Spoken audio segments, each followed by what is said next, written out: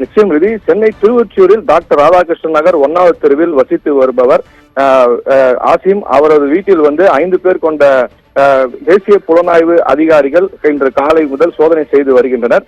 சோதனை நடைபெற்ற ஆசிம் வீட்டில் முக்கிய ஆவணங்களை தேசிய புலனாய்வு அதிகாரிகள் எடுத்து சென்றுள்ளனர்.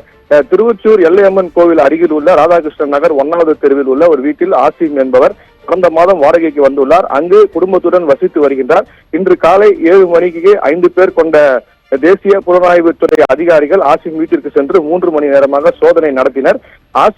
ஆசிமிற்கு திருமணமாகி 2 குழந்தைகள் உள்ளனர்.